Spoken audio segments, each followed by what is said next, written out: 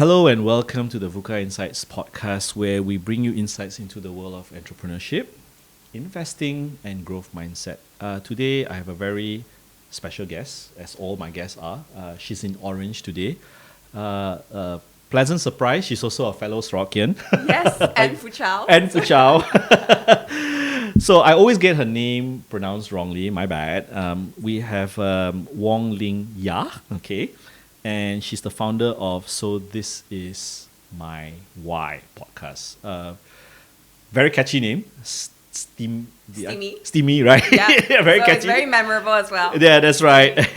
And it's a channel she created in June 2020 while she was holding down a job at a large MNC. And if you want to find out more, she's very prominent on LinkedIn. Go there, find out more. But I would like to start with a very peculiar question. Sure.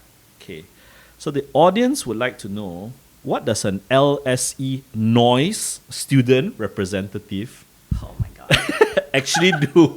So the title was the job description was very, very funny. So I just wanted to know, what is noise It student? was such a long time ago. I haven't even thought about it. Thank goodness I still remember who he belongs to. So he basically belongs to the London Philharmonic Orchestra. That's right. And so when you are basically in LSE, there are always these offers going, do you want to be a student ambassador for certain people?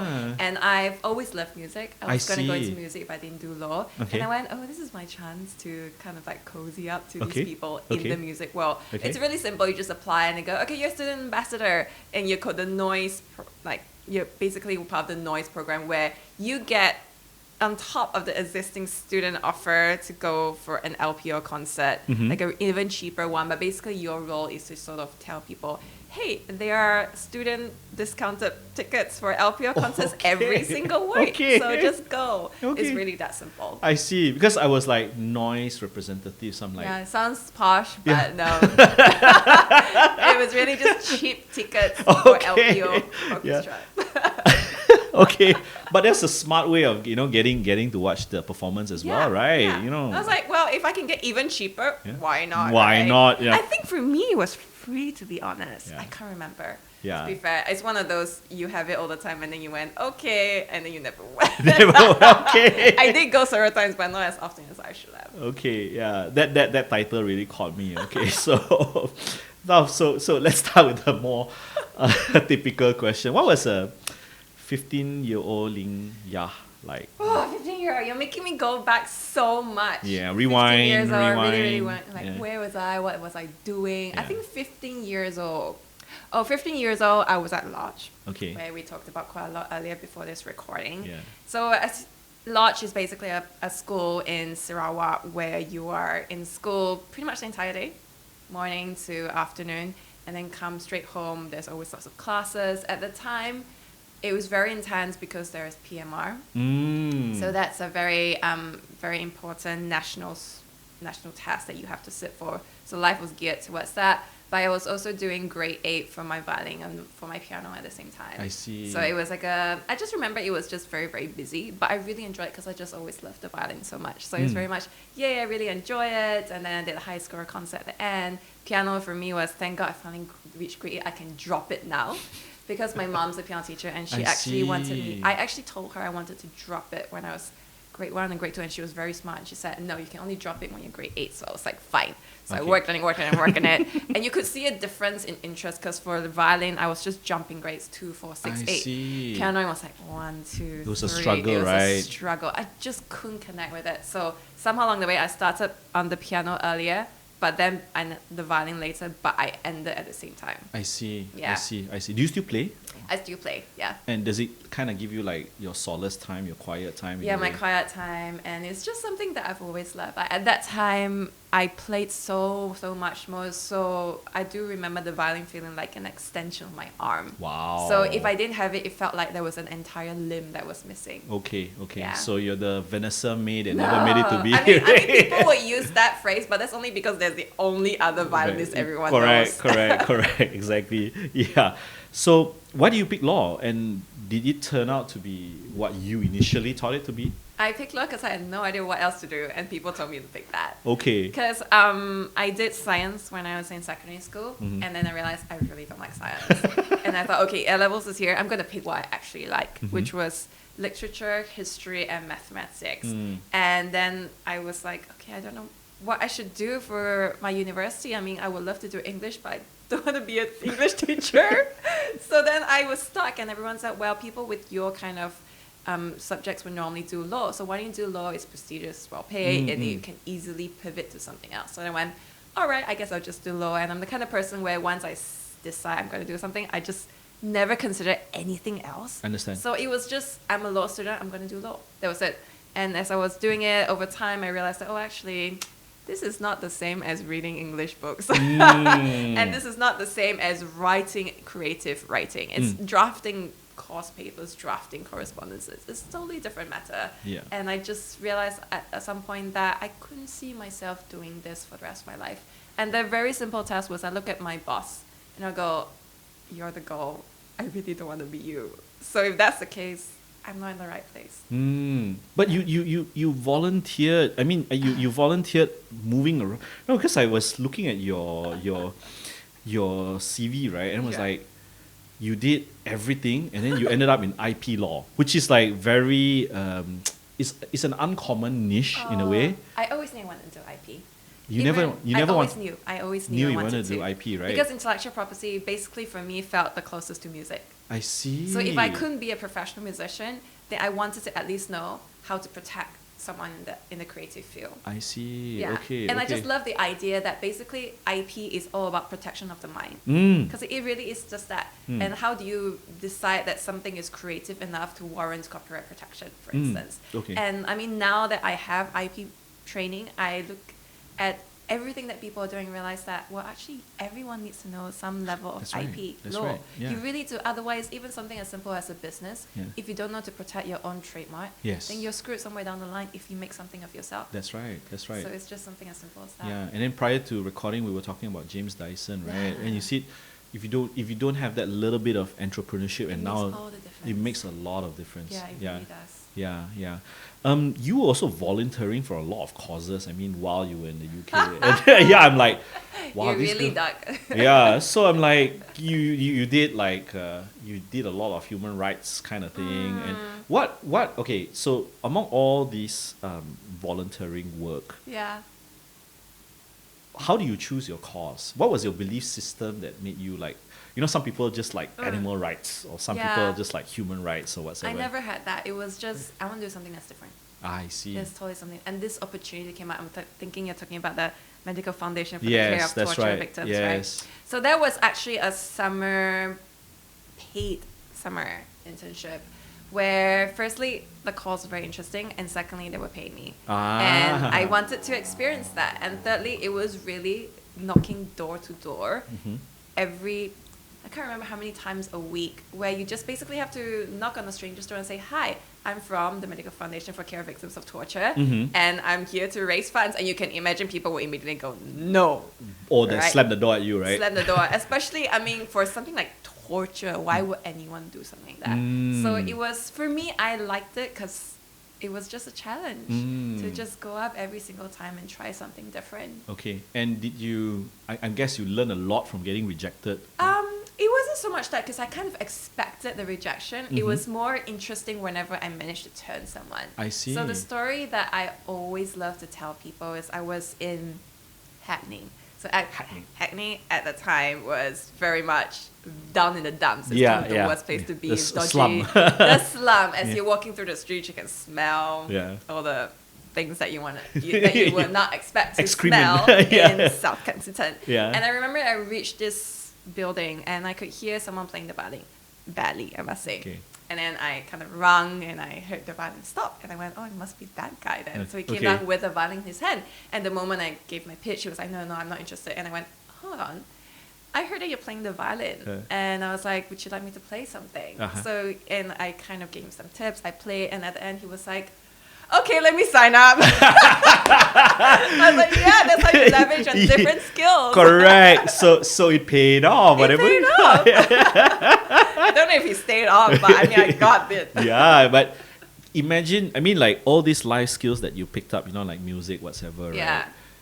You never knew how you're going to use it. Yeah, and this for is sure. a classic example, right? I mean, Yes. like you, we're going to come to that, jumping off the edge in a way, the ledge from a stable career and Yeah. everything, getting paid. And then I Yeah. was like, okay, I'm just going to create content for a living. And that's kind of what you're doing, right? Yeah. Yeah. So great. You wanted that different variety, I would say. Okay. Now you shadowed very big names in the judiciary, the House of Parliaments. What was the favorite lesson you took? I mean, you had, Windsor and all that. What was probably your biggest learning from shadowing all these lords? Yeah, I shadowed Lord. So I worked for Lord Taylor of Warwick, Okay. and he was basically a House of Lords. He was also a lawyer before that. I think for me, what was interesting at the time, he had this project where he was interviewing lots of prominent people around London because he was coming up with a book. I see. Book on diversity, essentially, and leadership. And so for me, I suppose it was just the fact that actually everyone is very accessible. Mm. And everyone is just spread around the corner in a neighborhood. They live in very nondescript houses you would have never imagined, but online, their bio looks stunning. Mm. But in person, they are just any other person. Wow. Yeah, and I kind of looked at what everyone was doing and thought, well, if not for certain factors, certain backgrounds where you grew up, etc., I could do the same thing as you. I love that insight. I mean, in a way, sometimes it's because of circumstance. Yeah. Just happened to be born in the right place at the right time. Or you were just, thick-skinned enough to just say, I want to do this. Or I can do this, give me a chance. Yeah. And then you just learn. Yeah, that's Yeah. right. You pick it up along the way, right? You Yeah. figure it out along the way. Okay. Now, some of your days in Baker McKenzie, okay? So I You know. really went through LinkedIn. Yeah. You specialize, as you mentioned earlier, intellectual property Sure. law. What was you felt was your worst case and your best case that you fought to win, and then certain cases that you felt you had a chance, but you eventually it didn't work out the way you wanted it to be? Because all this confidential information. Ah. So, I mean, I suppose I could give one story just in terms of what it was like working on these cases. So it's the first case I ever had. It was the kindest, sweetest Taiwanese clients. Very, very intense because that was the first time I had a 90-hour week. Wow. It was intense because basically we had so when you have a trial coming up, then the week before is very intense. You're finalizing all your course papers, you're filing all your bundles of documents. And we had to essentially revamp everything because there were lots of new information coming in. Clients came in, we sat down, we had witness prep, and then we went, okay, we need to redo the witness statements, we need to redo everything. Wow. So when you are prepping something like this, it's not just print one copy. It's print one copy, at least one copy for each of the lawyer on your side, at least one copy for your client, at least one copy for the other side, at least one copy for the judge, at least one copy for the witness stand. Wow. So there we're talking about at least 4 to 6 copies Okay. of everything Okay. imaginable. So Okay. if you're redoing something, you're reprinting everything. And so we were just working over the weekends. We were working Sunday. I remember we didn't go home on Sunday until, was it 5 or 6 a.m. Went home, showered for 1 hour, and then back in court. Yeah. And then we thought, oh, it's great because before trial started, the parties came together and said, we're going to settle. And we thought, yay, we're going to go back at noon. So we had this big lunch. And then we got this this call from our client saying, yeah, we need you to come in again. There is an issue with executing the settlement order. And so I ended up going back at 10 p.m. that day. So that was the most intense period I would imagine I ever had. And it was my second month of working that. But it was great. I really enjoyed it. Yeah. But would you imagine a burnout if you had continuously I was done- definitely burnt out for sure. Okay. I was definitely burnt out. It's in the office all the time until 10, 11 p.m. every day. But that was also the culture. That was the expectation. If you went home at 6, people would look at you and judge and say, do you not have enough work? Even if you went home at 7, people would look at you in the same way. Are you pulling your weight? Are you pulling your weight? and all that kind Exactly. of. And I guess here's another follow-on question to that because it's very. so I listed a company before, and Sure. and it's almost as intense. Then I asked myself, my God, yes, we pay you good fees, Yeah. but is it a life? Why do you think people stay on? Why do you think people grind through that burnout and stay on? Is it because they fear of change? Is it before? Most people don't stay on. I would say majority from my batch. I don't think anyone has stayed on. Wow. Okay. So that's kind of the culture in certain companies. You know, people will leave in 3-4 years. I see. This is just a churn.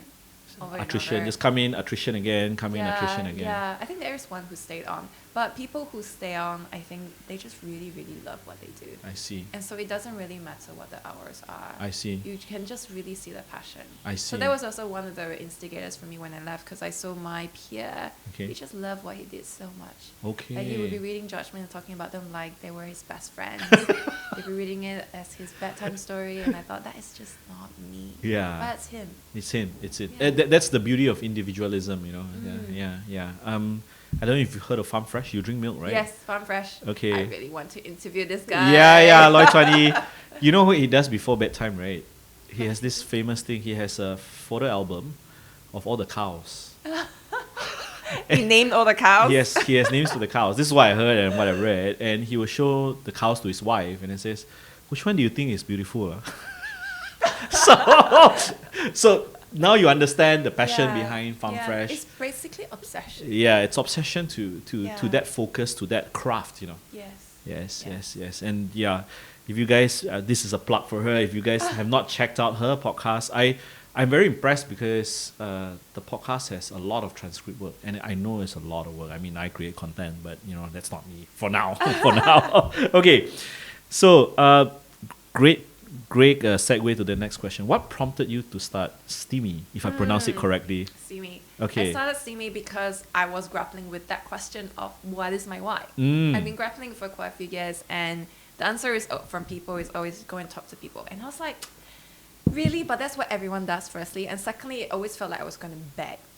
Hey, can you please give me half an hour for a coffee chat? And what can you really talk about in half an hour? I don't Nothing want to much. just talk about in half an hour. Yeah. I want a relationship with you. I want That's to right. really deep dive with you. How do I have that? And at the same time, that's when I discovered this thing called a podcast. Okay. This thing. And that's at the same time, that was the first time I really heard about what a startup entrepreneurship was. And it was just so interesting for me that everyone was talking about let's build something. And at the same time, I knew exactly why these people were running a podcast. Because they wanted to build that authority. That's they right. wanted to be first front of mind. They wanted to get clients. I knew exactly what they were doing. But when I was listening to them, they became the authority in my mind. So I thought it was incredible. I know what your tactic is, but I still believe in you. And even to this day, I haven't listened to you in forever, but you still feel like my best friend. And I thought, wow, there is something so powerful behind this.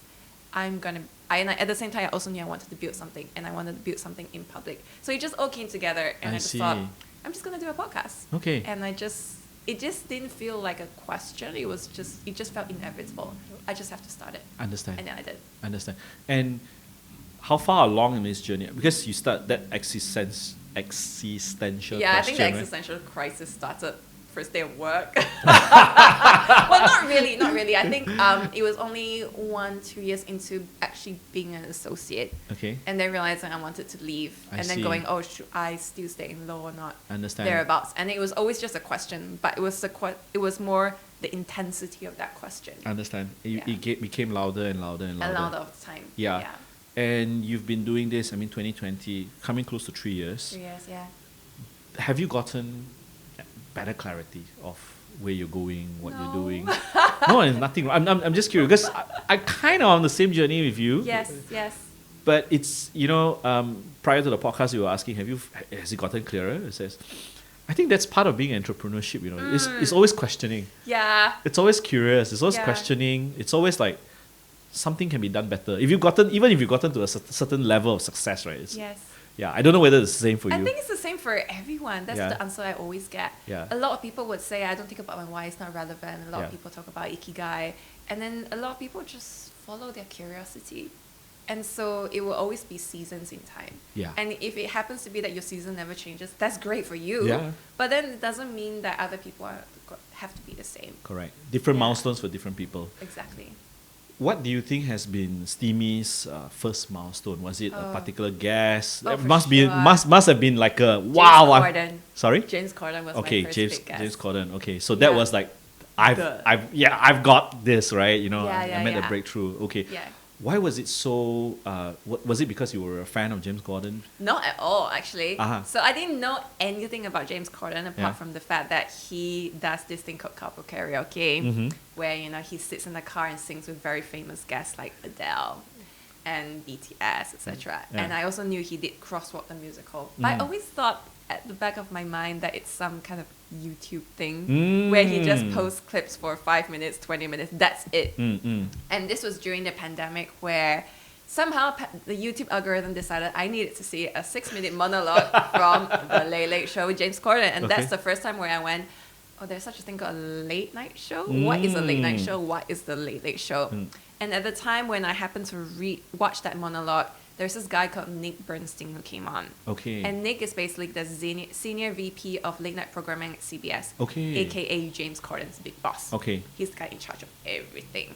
And so what was interesting for me is that a TV executive at such a high level was appearing on the show. And more than that, based on the YouTube comments as well, people were just making fun of him. And he was just taking it.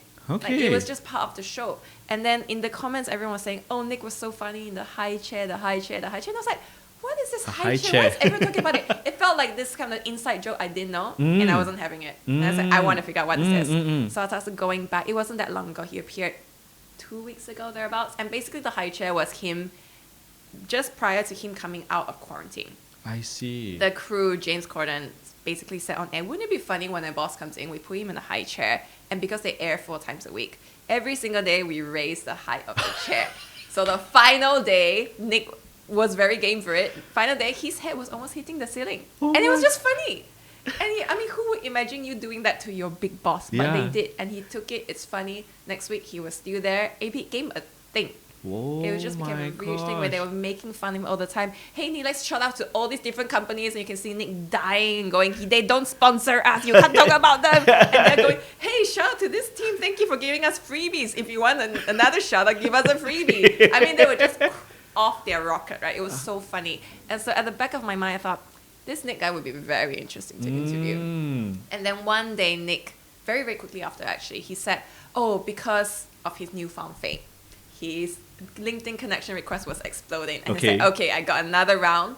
And people have been asking me to basically be interviewed for a German entertainment blog to invest in real estate in Miami. And I'm just going to say yes to anything. So the moment I heard that night, I just dropped everything I had. I just dropped an email to Nick and I went, would you be open to an interview? The next morning, woke up, he said yes. The following week, we did the interview for 3 hours. Right. And I thought that was it. And I'm just going to release it later. But then what happened was the following week, James, he always banters with the crew. James basically looked around and said, hey guys, what were you up to? Nick, what was your weekend like? And he went, I did a 3-hour interview with this Malaysian person. And so, of course, the whole crew kind of exploded and went, what is this? What's happening? How did she find you? Okay, if she's found you, that means she's watching right now. So whoever you are, you need to release this episode before we break for summer. Wow. And they were only breaking like 2 weeks time. So I replied in the YouTube Oh. clip saying that it's coming out this Sunday. That comment exploded and everyone was telling the channel, pin this comment. And Lily Show really pinned it. Wow. And then you could tell in the show that later that week, Nick went, it's coming out this Sunday, because at the same time he didn't know. So I thought, okay, it's such a long interview, 3 hours. I'm going to split into 2 parts. So I was going to release it on a Sunday. I'm going to release it on a Wednesday. And so it's Monday comes for them, our Tuesday. And James basically talks about part 1. And everyone is basically taking Mickey out of Nick because it's very chronological how I do the interview. So Nick has worked in late night for so long. He's worked for all the big stars. We talked about all that, including Conan O'Brien. And James Corden only comes at part 2. Part 1, everyone's upset going, you had 3 hours with this Malaysian person. You never once talked about us, James Corden, CBS. You talked about 1, 2, 3, 4, 5. You talked about everyone else except us. And you could see him just dying there. So that was part 1. And I released part 2. And then James goes, so Nick, part 2's out, right? And you can see Nick is a bit upset. And Nick goes, you know it's out. And James just went, So my wife asked me what I wanted for Father's Day, and I said, all I want is 1 hour just to listen to Nick's podcast. And so it's the whole, oh, but Nick, you were really nice to us, and Nick is really upset. Going, of course I was nice. I love you guys. And it was a whole thing. And after that, it became a whole, oh, this Malaysian podcast. Oh, Nick's going on another podcast. So it's been very nice. And after that, I think it was the following year, I was in London, and they were also in London for their final time. I see. And so I basically went, hey, Nick, do you want to meet up for breakfast? And can I get a ticket to one of your shows? And it's really hard to get a ticket. Firstly, it's free. Okay. But every single day, you've got at least 150,000 people applying for it. Wow. So chances is practically nil. Nil. But Nick very kindly said yes, and I got to go in as a friend of the production crew. Backstage. So you sit backstage, you sit down there where everyone sits up there, and you basically hang out. There's like a drink session prior where James Corden's parents were there. So when I went up very cheekily, went, hey, hi! I'm the Malaysian. Yeah, so that was a very cool experience. Wow. I mean, I look at your body language, you just kind of, I just flicked the switch. But it was a great experience. Yeah. I mean, I don't need it, but then it was great. Yeah, it's great. I mean, look at how the spontaneity of all this happened. And you can't plan for it. Yeah, and you can't plan for it. And the best thing was you took a chance. You took a chance, you grabbed it. Yeah. And I think people admire people who take chances. I mean, that's what I would have gathered from what I've just heard, how you narrated it, is because there's only two answers to a question. Yeah.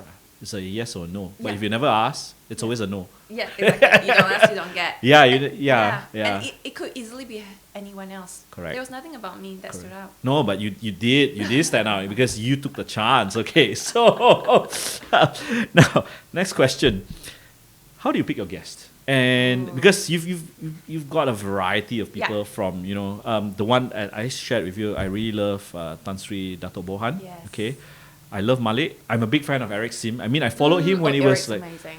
when he was like 50,000 followers. Yeah, that's a long time ago. Yeah. Wow. So I've seen him grow.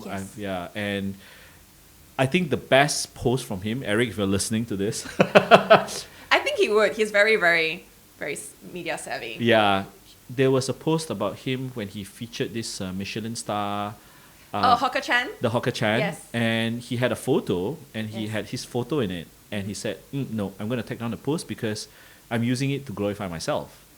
But he actually took down the post, and he showed Hawker Chan in his work and says, this is supposed to be the highlight. And I really appreciated his authenticity in doing that. Yeah, because he could have just like used it as an attention grabber. I mean, I don't blame people for want to market, but his authenticity really stood out to me. So, okay, so how do you pick your guest? A lot of times it's really a gut feeling. Okay. So basically I'm looking for someone with a compelling story. Someone where when I sit down and listen, I'll go, that's actually really interesting. So it can't be someone who woke up, did a job that the parents told them to, 9 to 5, go home, watch video games, sleep. That's it. Like, there is no story. I'm so sorry, there is no story. Yes. There normally is someone who has taken a chance. Okay. And hopefully someone with a more global appeal. Understand. Because lots of people are listening, not just in Southeast Asia, but also in the US, the UK. But to the extent possible, I try and give it an Asian flavor. Great. So if it's overseas, then someone obviously of Asian background. They could have been American born and bred, but somehow along the way, their parents were first generation immigrants, for instance. Okay. So I always want to do that, but I also interview those who have zero links to Asia. For instance, the founder of Evernote, Phil Tippett. Oh, yeah. And it's because I thought, these people are always interviewed.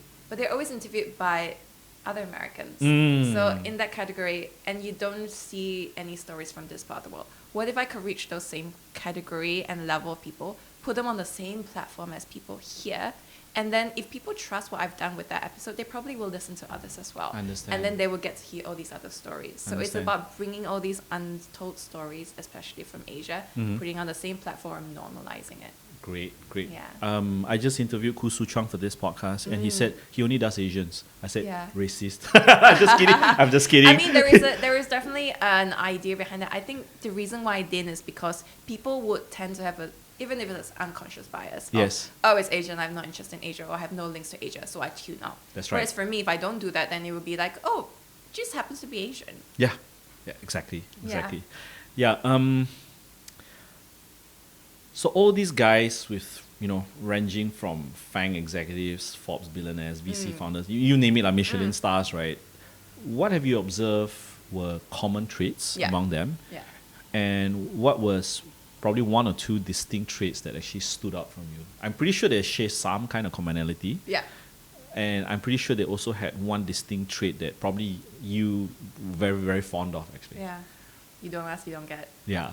Is really that. Okay. They are the ones who are the go-getters. They work hard. I mean, you don't even have to talk about it. You have to work hard. You have to grit. You have to have some level of intelligence.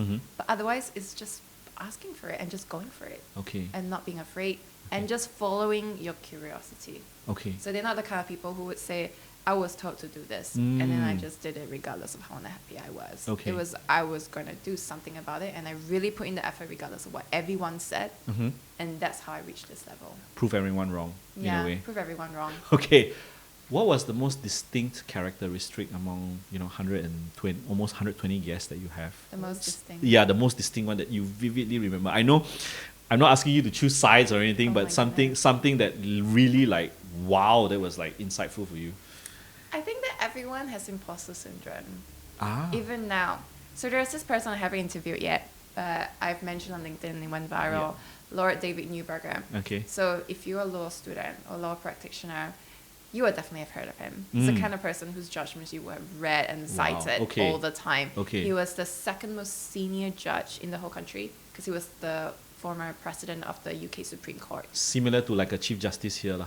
So he's second only to the Chief Justice, who I'm also interviewing as well. Okay. So both of them, the first and the second. So Lord Newberger, he said that even now, I feel imposter syndrome. And he said that I will be chairing and sitting in front of the Supreme Court, in the Supreme Court room, and across from me is a double door. And he said that I will always be thinking, someone from my childhood is going to come and say, my God, is that you, David Newberger? And he didn't have an easy path as well. He switched careers 3 times. And when he finally decided, I really want to do law because my friend told me, and he sounded very interesting. Yeah. At the time, you have to do we call it a pupillage. Yeah. But for them, it's also called pupillage, but it's free at the time. So it's very easy to get pupillage. But the question is, after pupillage, can you get retained? I.e., can you be a member of chamber? So he did it once, twice, thrice. He was rejected from all. And he had a little bit of private money. That's how he managed to do it. But at the time, he just thought, maybe I have to give up on this dream of law. And then there was another opportunity to come to work for another set of chambers. But at the time, it was a lot, way, way, way, way less prestigious. It was the bottom of the barrel. He was advised not to take it, and he took it. And he said that was the best luck he ever had, the best period of his life ever. Wow. Because at that point in time, he was at the ground level. No one cared what he was doing. So, but then he had so much of the little claims that he could do. Every day he was doing 3 to 4 hearings, in, out, in, out, in, out. So you really learn on the ground. Yeah. He really... And your learning curve is like that. It's so steep. So steep. Yeah. And so even when he became, he rose to be a judge, he was also... People underestimated his capability, but he said that just gave him tremendous grounding. Nice. But even now, I said, even though he's risen to such a high level, he says, I still have imposter syndrome to this day. My goodness. And he was willing to be vulnerable about it. Yeah, and he I'm doesn't have any qualms in sharing about that as well. Yeah, I cool. asked him, are you sure? Because it was just like pre-interview, getting to know your chat when I was in London. And he said, I'm happy to share anything. Wow. I'm looking forward to that episode. No, I read the whole thing. I read the whole thing. I was like, wow, this is He's amazing. Yeah. I didn't think I was lawyer material, but I always admire lawyers because you have to memorize a lot of things. You have to be very sharp on your feet. I mean, especially if you're a solicitor, man. My goodness. Yeah, and you're a judge as well. That's amazing. So I met 3 Supreme Court judges, all of who are coming on. They're so humble. Yeah. So humble. I asked all of them, do you want me to call you Lord Newberger or David? And he went, David. First names basis. Yeah, just first names. Don't give me any of these titles. They just have zero fuss. Okay. Like with the Lord Chief Justice, after our chat, he just got on the tube with me to go home. That was it. There's no entourage, there's no security detail, right? Just weaving through the crowd the same way I do, waited for his turn to go through the turnstile. Same thing as everyone else. You would have never guessed. Yes. I think, sorry to say, in an Asian culture, there's too much emphasis on hierarchical. Yes. So, I don't know whether you agree with me. I do notice. Yeah, and it's like here you are. there's this joke I share with people I talk to. Angela Merkel, former Chancellor of Germany, she takes the tube, she takes the bicycle to work. Here, you can count how many, we were just joking, you can count how many outriders to know how important the minister is, right? But anyway, jokes aside. So, what do you really enjoy? I mean, every time I ask you to talk about the guests, it's so obvious, you just light up, right? What do you enjoy about your work and vocation? And were there things that you realized that because of going into this whole time, there are certain things that you hate about it? Well, I definitely always knew I hated the production side, the editing, all the technical parts. I do not enjoy. Okay. So the thing I really, really enjoy is the research. Okay. And also just getting to have this kind of chats with them, but really deep ones, because sometimes they end up becoming really good friends. I see. And then that just opens a whole world, a whole network to you Yeah. that you've never explored or been aware of. Yeah. And that, for me, has always been something that I felt I lacked before. Okay. It was the whole, oh, I am a very curious person. I want to learn about everything. And then when you think about it, no, I haven't actually learned anything. I just learned about what I'm doing here, Understand. my very little circle, and that's it. Whereas this, that's why I was very deliberate in interviewing very different people from different industries. I'm forced to learn it. If I'm going to sit down with this guy who's an expert in the field, I better know something about what he does, right? At least some jargons, right? Some at least. jargons. At least enough to be able to have a conversation with an expert. I don't need to be an expert, but I need to have somewhat of an intelligent conversation. That means I need to have some level of understanding. If I do it every single week, give me 5 years, 10 years, 15 years, I'll be very, very different position than when I was from day one, right? So that was one thing. And secondly, it was just, I always want to say, oh, I want to expand my bubbles, meet new people. Am I really? I wasn't. But now, since I'm doing a weekly podcast, I have to meet one new person every week. So that's sort of like hitting my internal KPI, Fantastic. which I really enjoy. Fantastic. Yeah. Fantastic. What is the normal? I mean, a lot of people don't know the behind the scenes of how you coordinate, because it's a lot of coordination. It is. You reach out to a person, he may not reply. Oh, yes. You know, it's not like you reply and then the guy doesn't reply you and it's like, hey, come on, this guy is like way busy and all that. So give the audience a perspective. How does the pre-production work look like? And you mentioned a bit about post-production, which I sometimes don't enjoy as well. But how does the pre-production work look like for you in a week, let's say? Yeah. So, I mean, every time I talk to people, like for instance, we were talking to you about your dad, and then I hear a compelling story and I go, oh, can I interview him? So if you had said, oh, I need to think about it, I need to potentially help you to reach out, or if it's just a name that you didn't know but you threw out, it will go into my quote-unquote hit list. I see. So I have a hit list that's growing every You sound like a mercenary, right? yeah, it really does, right? So like, very interesting people that I should look into and try and figure out. Then next step would be, okay, I need to start pitching to people. So find out what their context is, draft the whole email, send it to them. Honestly, it can take a very long time to draft an email. I see. Because I want to get them to say yes. So that means my email is not a sort of 5 minute, just 5 minute could apply to anyone. No. There is one portion where I said, these are some of the things I think we could talk about. Understand. And that's where I actually already did some research on you. I see. Beyond just Wikipedia or Understand. 5-minute search. So then hopefully you can sense from that first email that even though I don't even know if you ever reply, I'm serious enough, I actually put in the work. Correct. And most people don't bother putting the work. Yeah, exactly. I've gotten so many random emails where they don't even know my name, or they just go hi, or they say hi sir, and I go, clearly it's not even why.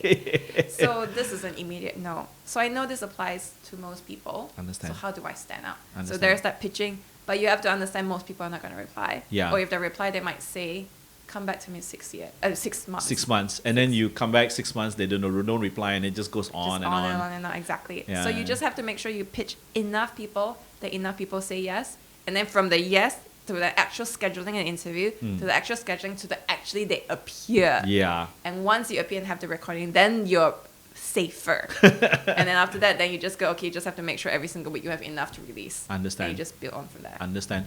Usually, how many do you have in a tank before you release? Right now, I'm in a very good position, thank goodness. I have 8 that I've already done. I'm doing another one tomorrow, another one next week. Fantastic. Yeah. So But I am in a stage where I know I need to start pitching again. Okay, yeah, Yes. it's Relentless. relentless. I mean, Yeah. like I used to run a podcast every week as well. Yeah. Oh my It never ends. It never You're like, ends. oh, thank God, this episode's out. Wait, this week's almost ending. Yeah, and then I always look at what's in the tank. I've got 3 left. Oh no, I start panicking. If I have like 2 left, I really start panicking. I know. Yeah. No, there was a period of time for months at the start where I was interviewing start of the week and releasing end of the week. It was crazy. I don't know how I managed it, but I was so determined I would not miss a second week. Nice. Yeah. Nice. That grit and discipline. Fantastic. Kudos to you, Leah. Okay. I'm gonna ask you something that most or all content creators always face. Sure. It's about content monetization. Yes. And I read bits and pieces that you do help consult people on building a brand profile and all that, and as well as sponsorship deals and all that. So what are your thought process on what's the right formula to monetize content? Because the guests are giving you time for free, Sure. in a way, Sure. yes.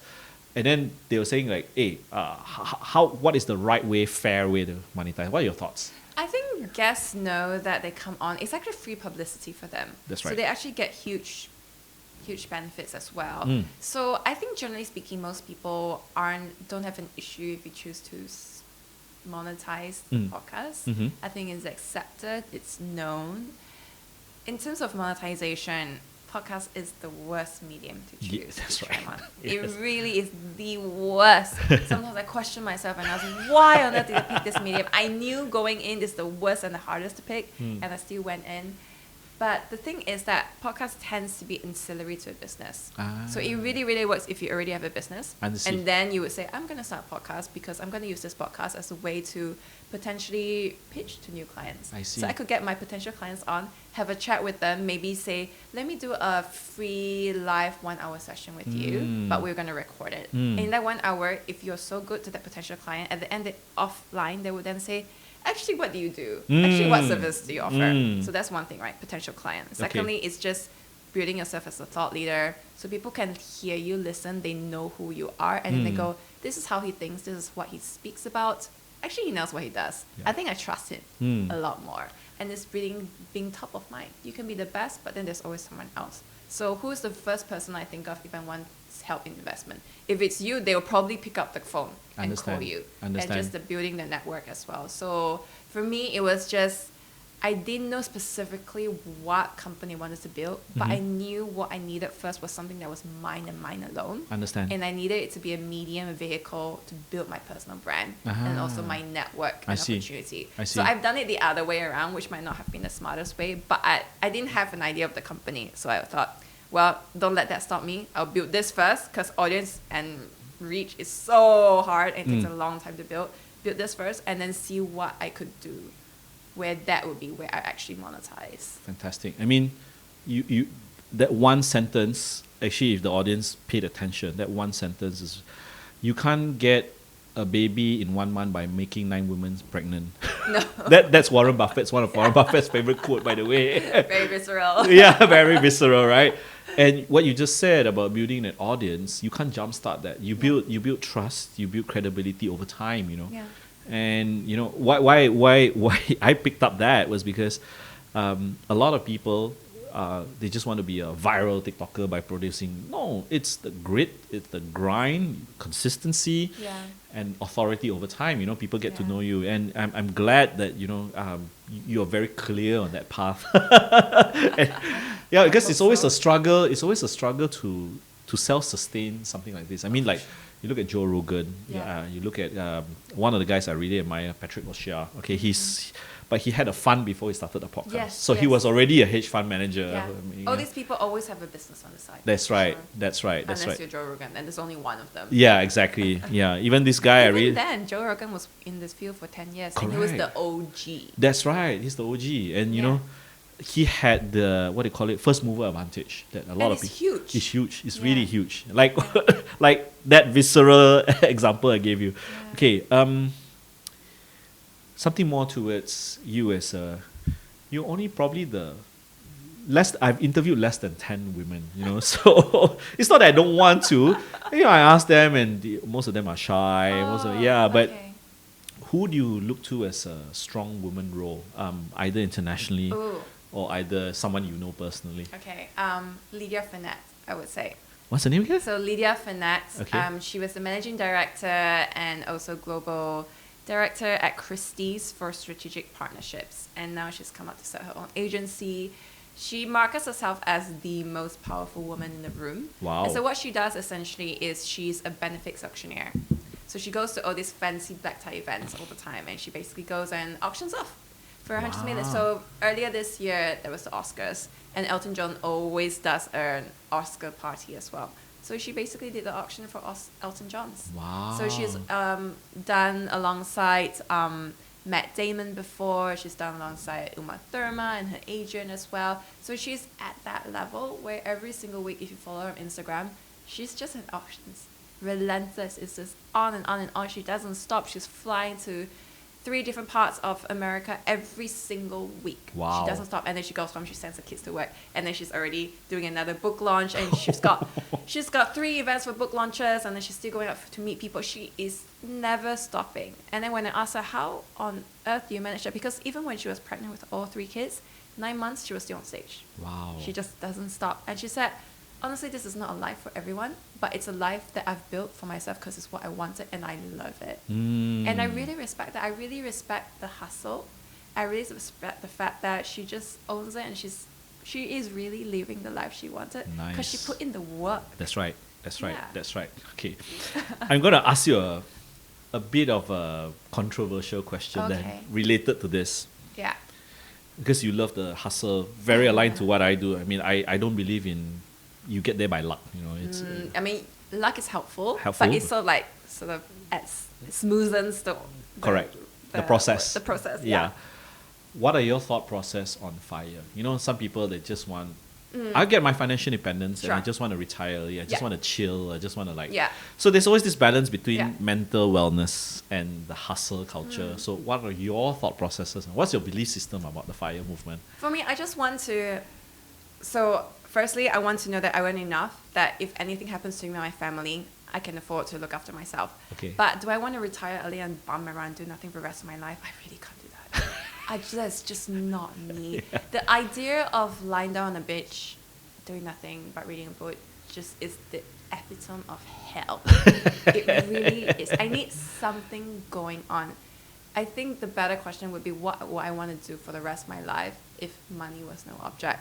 I would definitely want to do something, and I'll probably fill my calendar up. I see. Probably travel the world, do lots of different stories, just really immerse myself in different parts of the businesses in different countries. I Understand. would really do that, but I would not just bum around. I can't. So you would take the FI but not the RE. So you take out the RE. I mean, the RE would be nice in terms of being able to say, okay, this doesn't interest me. Let's switch to something totally different and invest. That's right. That's Go right. on in the, I don't know, 100,000 studio. Yeah, exactly. Because I had this kind of urge to run a production company. I don't know. Yeah. Okay. Most producers, content producers, are also male, and I vividly remember. So people that women that I thought were very prominent: Christiana Amanpour, Yes. Cara Loomis, okay, Yes. and my current favorite, Becky Quick. So she hosts Berkshire Hathaway's AGM Questions today. What would you say to encourage more women to come into this field? Because you know, you look at people like Wong Xiaoning in BFM.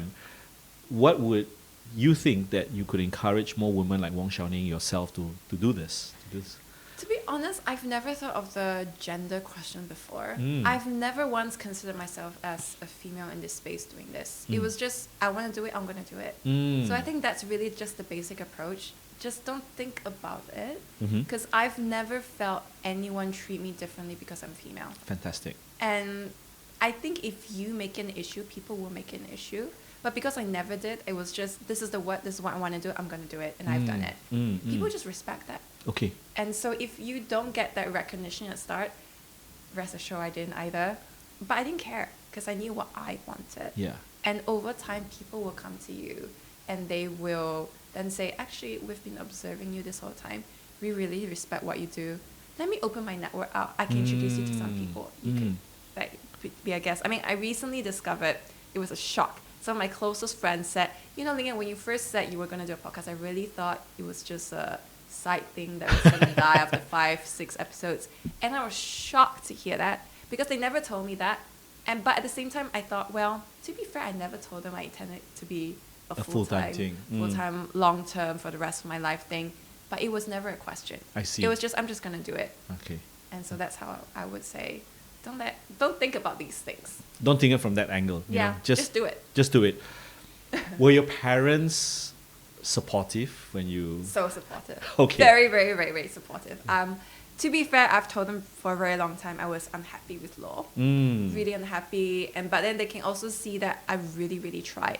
So it's not as though I tried law for 1 year and just went. Understood. That's it. Yeah. I tried for 10 years. Yeah. And so I feel like I have that grounding that will carry me through no matter what I do.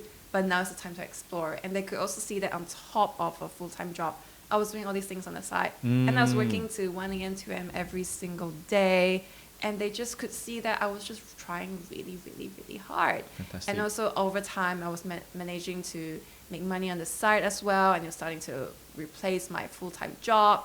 And so they reached a point where they went, well, if you're ready, if you really, really want this and you've thought this through, then sure, give it a go. Fantastic. I mean, nothing better than having family support, right? Yeah, and also I don't have a family, I don't have kids to support. Yeah. So it's like the best time in the world. Correct. Don't wait till the burdens start piling up left, Then, right. in which case, I probably will never jump. Then you start doubting yourself and all that kind of thing. Yes. Okay, last few questions. You had a chance to stay back in the UK and create a career for yourself. Why didn't you? And why did you decide to come back? And you know, Okay, to Malaysia. be honest, it wasn't so much a decision, more like I couldn't get a job. Ah. Because at the time, it was just it was around the financial time crisis. And I was see. also thinking about just law. I see. And so I never considered anything else. And I think even at the time, I wasn't passionate about it. I wasn't reading about it. You can tell. Okay. They really do put you through the grind. ringer. Yeah. So they can tell from the moment they have a call with you, oh, you're actually not interested in it. Looking see. back, I realized that, yeah, it was clear even see. back then. So the light bulb wasn't on. It wasn't the on. enthusiasm wasn't there. It just wasn't. It was just, okay, everyone's doing it, I better do it. Understand. And I never explored anything Understand. else. So that was, retrospectively, my big mistake. Understand. But now knowing what you know, being back to London and being back in Malaysia, would you have regretted staying or would you have regretted not coming back? Which one would have been? I think regret is such an interesting thing because you never know how your life would have unfolded. I think I would have enjoyed regardless. I see. Because life would have been so different.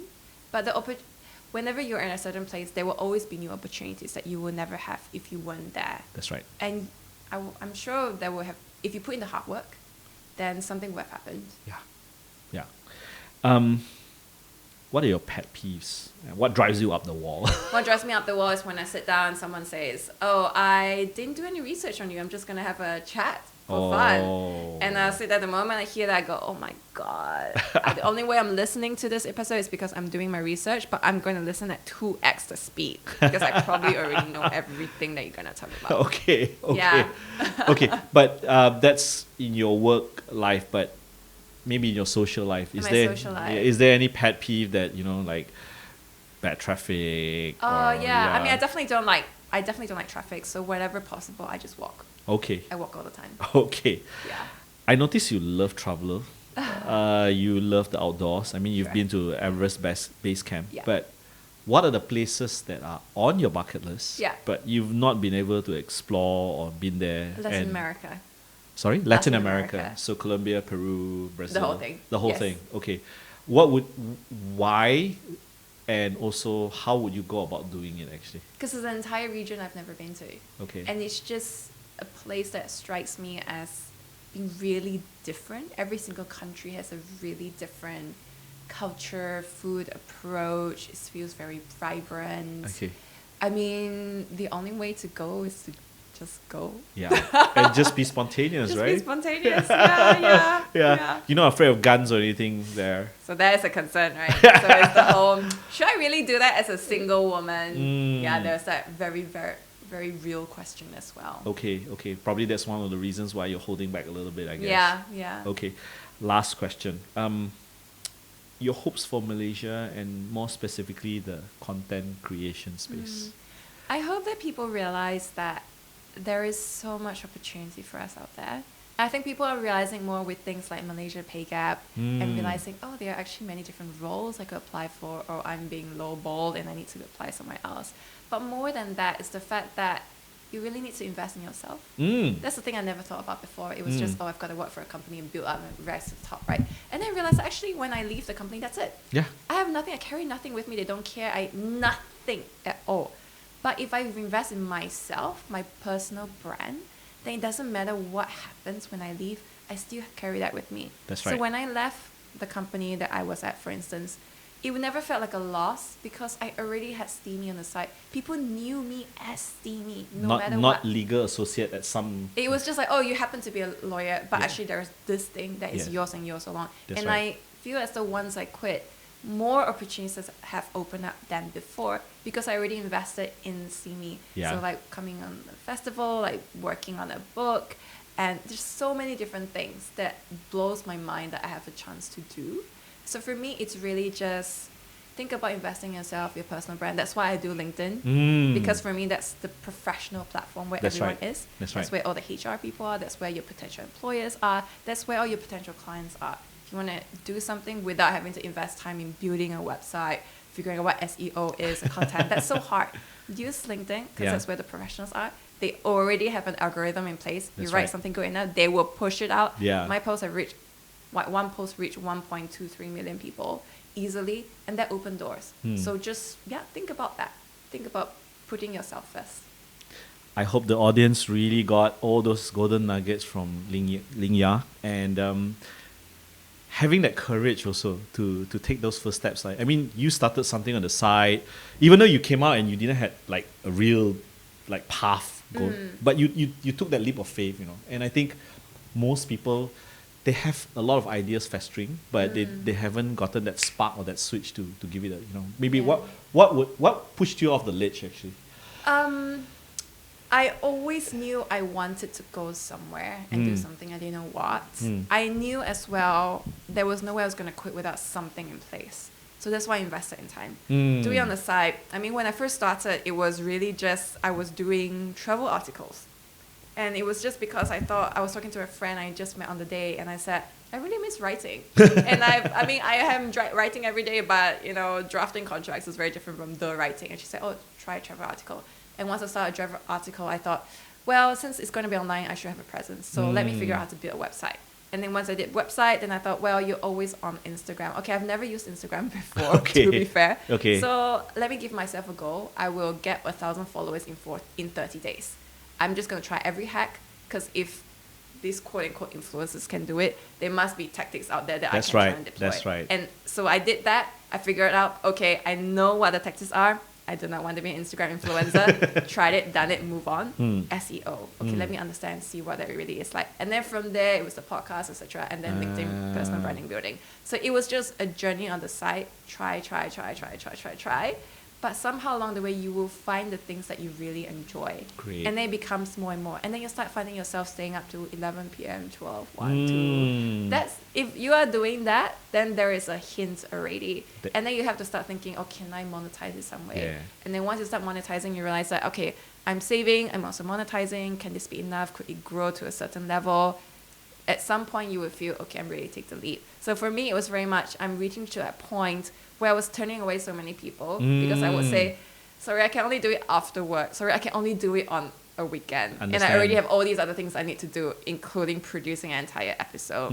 So it just felt like a shame. And I thought, can I continue doing this life I've had for another year, i.e. 2023? And I just couldn't. I just went, okay, then 2023 is the year. So the switch. Fantastic. I've thoroughly enjoyed this chat. And that. Yeah, and I hope the audience has too, especially for someone who has interviewed quite a variety of people. You know, you never know. You know, she interviewed someone like a chef, and then she's decided, time to go into culinary. You know, you never know. You never know, but that's the thing, right? Yeah. I think it's the thing for everyone. We actually never know until we just try. Correct. So Correct. hopefully when you listen to these stories, you go, actually, that sounds interesting. Actually, that resonates with me. Actually, That's right. That's me. And now I know how they figured it out. Yeah. And maybe I could do the same. Great. Follow Ling Yah on Steamy. Catchy name. I really love how she organized because I'm an engineer, so everything has to be in a system, and it's a lot of work, just like the timestamps and all that kind of thing. Yeah. Visit her website. She's very active on LinkedIn. It took me 6 months just to be a friend of hers. So, but I'm very lucky in a way. Something happened in a way. And thank you so much for taking your time out. Oh, thank you for having me. I've really enjoyed this. My absolute pleasure. And if you like content like this, do give this channel a subscription, a like. Go visit Ling Yah on her YouTube, on her LinkedIn, on wherever she hosts a podcast. I'm really looking forward to the Lord she's going to interview after this. The three lords. Yes, the three lords. And all the best in your content creation journey. Thank you so much, John. Thank you for being a guest again.